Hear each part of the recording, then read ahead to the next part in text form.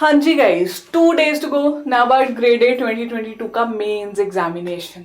A lot of hard work, a lot of excitement, a lot of anxiety, a lot of fear. सारी feelings mixed up हो जाती है ना जब exam आने वाला होता है, स्पेशली जब जब सिर्फ 2 दिन रह गए हों. तो अभी कुछ कुछ ये जो फीलिंग्स हैं आपकी ऐसी मुझे दिख रही हैं स्टूडेंट्स की बातों से, with their mails, with their calls, जो हमें पता चल रहा है, ऐसे लग रहे हो.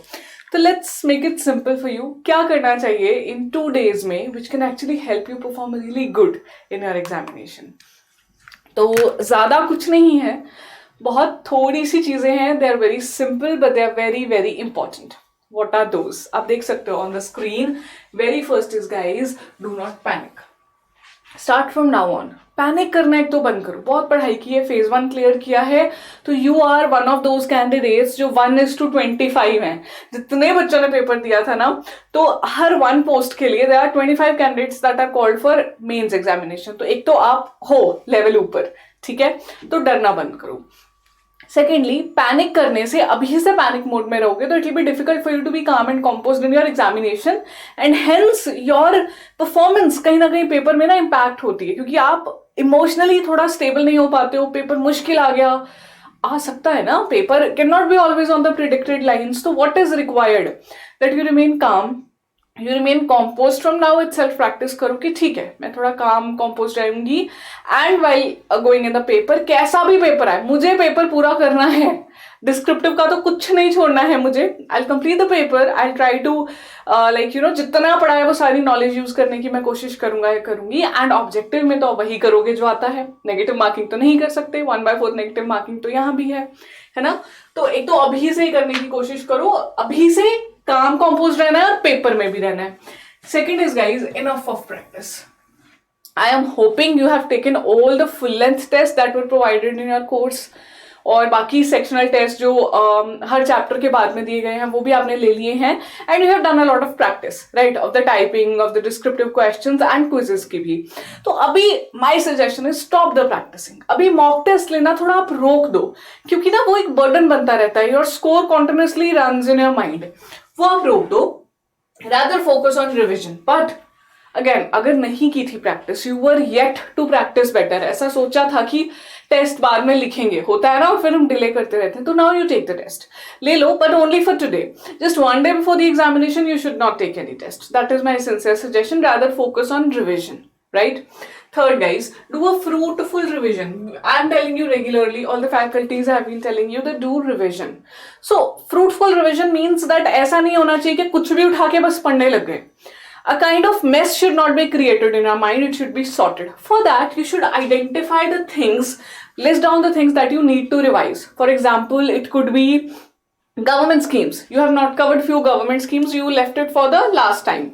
या फिर कुछ इंपॉर्टेंट चैप्टर्स हैं, आपने सोचा था अभी मैं कर लेता हूँ स्टार्टिंग में और बाकी मैं एंड में करूंगा, तो वो लिस्ट डाउन करो. You know yourself better, what things I am good in, what I am not that good मुझे करना है. आइडेंटिफाई करो, सॉर्ट करके रख लो, that these are the things that I am gonna revise today and tomorrow, and that's it. ऐसे नहीं कुछ भी कहीं से भी उठा के पढ़ना स्टार्ट किया and then revise, that's it. Sorting करके रख लो कि दीज आर द थिंग्स मैं पढ़ने वाला हूं, मैं पढ़ने वाली हूँ. ऑब्जेक्टिव पेपर में for example government schemes are very important, reports and current affairs 6 months के कर लो, उससे पीछे भी मत जाना. गवर्नमेंट स्कीम्स तो एग्रीकल्चर वाली एंड सोशल इश्यूज वाली करनी ही है सारी, चाहे पुरानी हो या न्यू हो. You have the document called scheme step in your course, right? Same is with reports and indices and current affairs. Quizzes आप देख सकते हो, all the quizzes that are given in your course, and even the PDFs of the live practice sessions. जितने sessions हुए, video मत देखो, अब सिर्फ पीडीएफ निकाल के रिवाइज कर लो, ठीक है? And for the descriptive part guys, again I would say live practice sessions की PDF, because there you will revise quickly. The structure मुझे ऐसे फॉलो करना है, the content, the pointers. I hope you have made some notes out of the fodder material, out of the model question and answers. कुछ आपने अपने notes बनाए होंगे, तो उनको एक बार गो थ्रू करो. नहीं भी बनाए तो go through the test that you have already taken. जो मॉडल टेस्ट दिए हैं आपने या फिर फुल लेंथ टेस्ट दिए हैं, उनको रिवाइज करो एक बारी. That will actually help you to recall क्या क्या कर चुके हो, तो पैनिक भी कम होगा और जो किया है वो याद रहेगा. Because the problem that you face is, पढ़ा बहुत कुछ है, याद नहीं आ रहा है, पेपर में लिखूं क्या क्या. ये याद आ रहा है तो 3-4 चीजें एक साथ में याद आ जा रही हैं. उनको सबको लिखना जरूरी नहीं है, जो सबसे इंपॉर्टेंट है सिर्फ वो लिख सकते हो, पर याद आना जरूरी है, ठीक है? That is what I will suggest you. ये 3 pointers and the fourth point, get proper sleep and eat healthy. Very very important. You can not just pull the all nighters के रात भर मुझे आज भी पढ़ना है, कल भी पढ़ना है. नहीं कर सकते आप ऐसा. क्रैशिंग हो जाती है पेपर में जाके, हो ही नहीं रहा है वहां पे जाके, क्योंकि that day is going to be hectic for you. Please be mentally ready. Take ample of sleep, ample of good diet before you go on the examination day, क्योंकि आपको पेपर लिखने हैं बैक टू बैक वहां पे. You might be travelling also, you might have to come back also on the same day. तो वो काफी hectic मत कर लेना. यूजुअली ऐसा होता है पेपर 2 जब लिख रहे होते हो ना, when you reach the descriptive part, English का पेपर हो गया, ब्रेक मिला बीच में 1 आवर 1.5 आवर का, then you do objective paper and simultaneously start हो जाता है. वो खत्म होते ही स्पॉन्टेनियसली स्टार्ट हो जाता है डिस्क्रिप्टिव पेपर. वहां पे आती है क्रैशिंग. कितना लिख लिया है अभी, बस टायरिंग हो रहा है.